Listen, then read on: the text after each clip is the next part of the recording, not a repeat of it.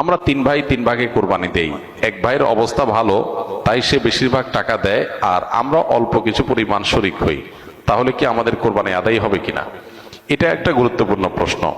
কোরবানি দেওয়ার ক্ষেত্রে বিশেষ করে যখন ভাই ব্রাদাররা মিলে কোরবানি দেন, তখন এরকম পরিস্থিতি তৈরি হয়। একটা গরুর দাম ধরেন 70,000 টাকা, তো এক ভাই তার উপার্জন অনেক কম, সেজন্য সে 5,000 টাকা দিচ্ছে, আর বাকি টাকা যেটা আছে সেটা হয়তো বাকি ভাইরা দিচ্ছে। কোরবানি হবে কিনা? উত্তর হলো কারোর কোরবানি হবে না।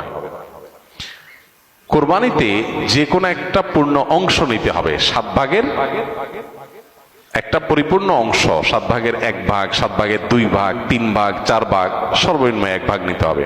ভগ্নাংশ নেওয়া যাবে না, অর্থাৎ 1 ভাগেরও অর্ধেক নেওয়া যাবে না। 2 ভাগ মিলে 1 ভাগ নিছে, হবে না, তখন সেটা গোশত খাওয়া হবে। পশু জবাই হয়ে গেছে সহি পদ্ধতিতে, গোশত খাওয়া হবে, কিন্তু কোরবানি হবে না। কোরবানি বিশুদ্ধ হইতে হলে প্রত্যেককে পূর্ণাঙ্গ একটা ভাগ নিতে হবে। হ্যাঁ, এখন এমন হতে পারে যে এক ভাইকে আল্লাহ আর্থিক সচ্ছলতা দিয়েছেন, বাকিদেরকে দেন নাই, তো কি হবে? তখন সচ্ছল যিনি, তিনি তার পক্ষ থেকে কোরবানি দিয়ে বাকি সবাইকে সবার পক্ষ থেকে দিবেন, যে ঠিক আছে তোমার পক্ষ থেকে একটা শেয়ার, তুমি টাকা দিলা না, আমি তোমারটা দিয়ে দিলাম, এটা হতে পারে।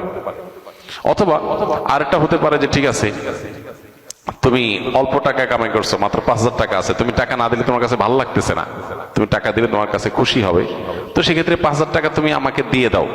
এটা কোরবানির শেয়ার না। আমি কোরবানিতে এটা লাগাবো সেটা ভিন্ন বিষয়, বাট তুমি শেয়ার হিসাবে দিলে না, এটা হতে পারে।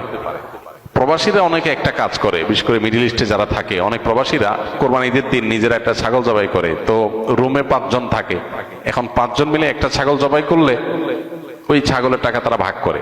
এই যে এক ছাগলে কয়জন শরীক হইতে পারবে, কয়জন কোরবানি দিতে পারবে? একজন। ভগ্নাংশ দেওয়া যাবে না। তাহলে একজন কোরবানি দিলে রুমের যে কোনো একজন কোরবানি দিবে, তো বাকি 4 জন তারা কি বসে বসে খাবে? গোশত তো সবাই খাবে, তো এই জন্য তারা 5 জন মিলে ভাগ করে টাকা দেয়। এখানে কারোরই আসলে কোরবানি হবে না। জবাই করা হবে, পশুর গোশত খাওয়া হালাল হবে, কিন্তু কোরবানি হবে না। যদি কোরবানি হতে হয় তাহলে এমন করা যেতে পারে, 5 জন মিলে টাকা দিল একজনকে, দিয়া বললো ভাই আপনি মুরব্বী মানুষ, বড় মানুষ, বা আপনি যে কোনো কারণে আমাদের থেকে ভিন্নতর, তো এই টাকাটা আমরা সবাই তুলে আপনাকে দিলাম, কোরবানিটা আপনার তরফ থেকে আপনি দেন। সবটা একজনের হলো, গোশতটা সবাই খাইলো। বা এই বছর আপনার তরফ থেকে হলো, পরের বছর আমরা আবার সবাই টাকা পয়সা দিলাম, ভাই আরেকজন হলো, টাকা আপনাকে দিয়ে দিলাম আপনার তরফ থেকেও, কোরবানিটা একজনের হবে। ঠিক একইভাবে গরুতে ভগ্নাংশ, এটার ভাগ এইভাবে আপনার শরীক হওয়া যাবে না, পূর্ণাঙ্গ একটা অংশের শরীক হতে হবে, তারপর